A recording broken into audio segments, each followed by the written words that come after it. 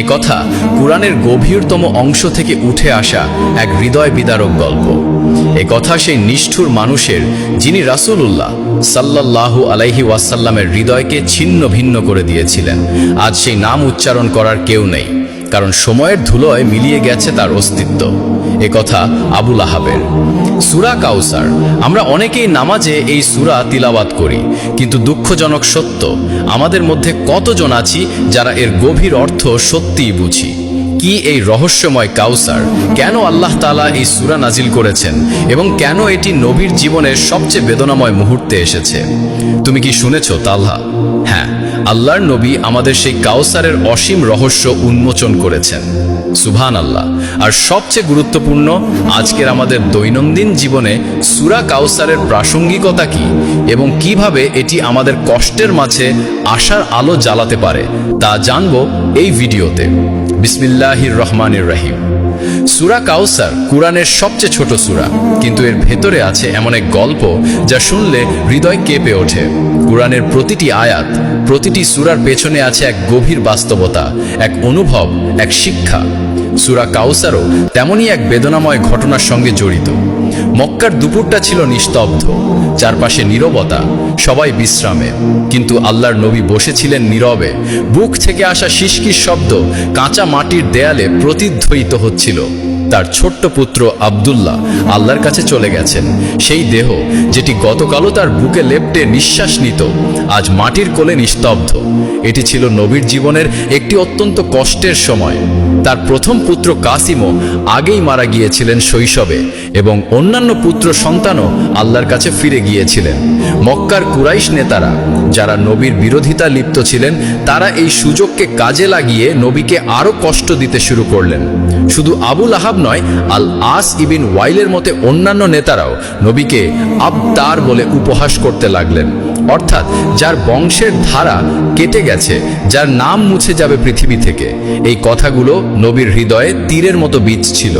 কিন্তু এই গভীর দুঃখের মাঝে আল্লাহ তার নবীকে সান্ত্বনা দিলেন এই সূরা নাজিল করে। কিন্তু পাশের দেয়ালে হেলান দিয়ে দাঁড়িয়েছিল একজন, আবু লাহাব।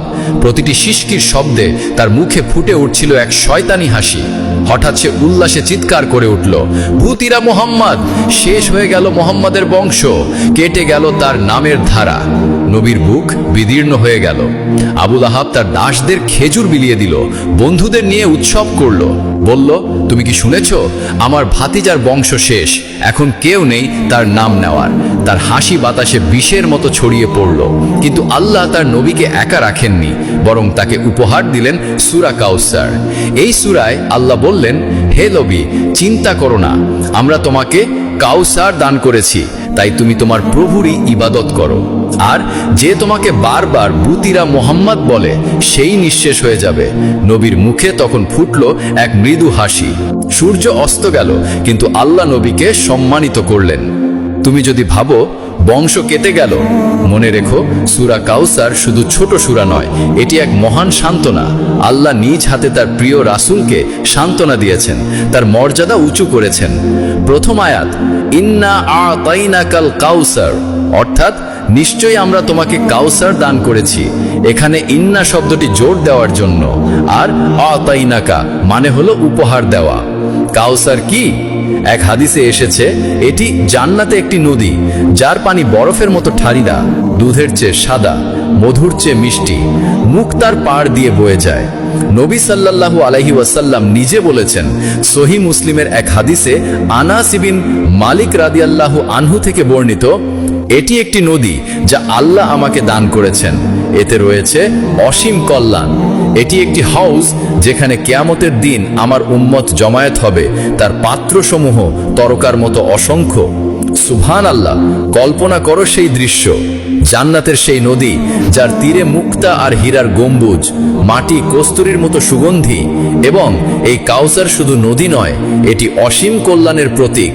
কুরআন নবুয়তের উম্মতের অসংখ্য অনুসারী, ফাতিমার মাধ্যমে বংশের ধারা, সবকিছু এর মধ্যে অন্তর্ভুক্ত।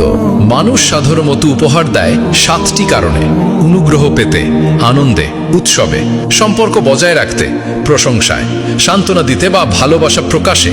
কিন্তু আল্লাহর এই উপহার, এসবের কোনো কারণেই নয়, তিনি নবীকে কাউসার দান করেছেন তাকে জানাতে, তুমি সমগ্র সৃষ্টির মধ্যে সবচেয়ে মর্যাদাবান, আমি নিজে তোমাকে সান্ত্বনা দিচ্ছি।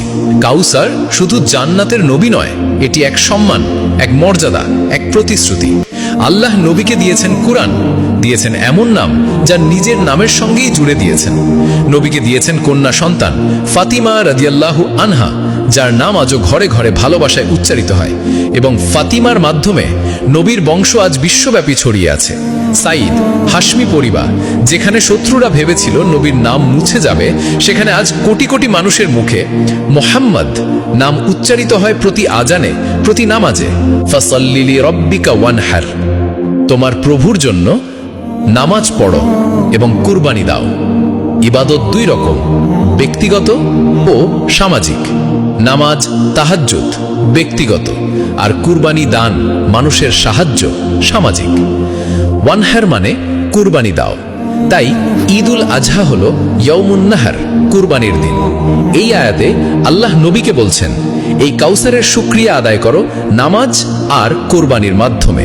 এবং এটি শুধু নবীর জন্য নয়, আমাদের সকলের জন্য।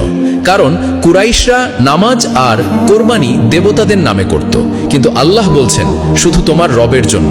এতে রয়েছে তাওহীদের শিক্ষা, যা আমাদের জীবনের প্রতিটি কাজে প্রযোজ্য।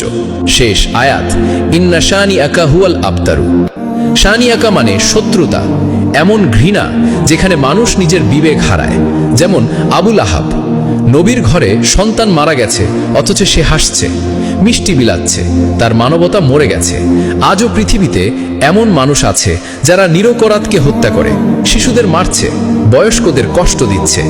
এটাই সেই শানিআকা ধরনের ঘৃণা, যেখানে অহংকার মানুষকে অন্ধ করে দেয়। তাই আল্লাহ বললেন, তোমার শত্রুই হবে আবতার, অর্থাৎ যার নাম মুছে যাবে, যার বংশ থাকবে না। আর দেখো, নবীর নাম আজ কোটি মানুষের হৃদয়ে, কিন্তু আবুল আহেবের নাম উচ্চারিত হয় কেবল ঘৃণার সঙ্গে। আল আস ইবন ওয়াইলের মতো অন্যান্য শত্রুরাও আজ ভুলে গেছে পৃথিবী। তাদের বংশের নাম কেউ জানে না, কিন্তু নবীর উম্মত আজ বিশ্বব্যাপী। তাহলে আমাদের কাউসার কি?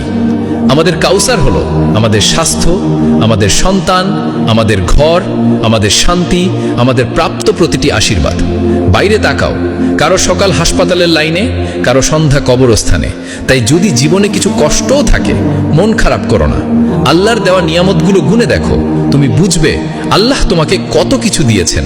আর কিয়ামতের দিন সেই হাউজে কাউসারে আমরা সকলে যেন পান করতে পারি, যেখানে নবী আমাদের জন্য অপেক্ষা করবেন। পরের বার যখন নামাজে সূরা কাউসার পড়বে, মনে রেখো এটি ছোট সূরা নয়, এটি সান্ত্বনার প্রতীক, ভালোবাসার নিদর্শন। আশা করি বিষয়টি বুঝতে পেরেছ। জাযাকুমুল্লাহু খাইরান। আসসালামু আলাইকুম। ইন্না আতাইনাকাল কাউসার।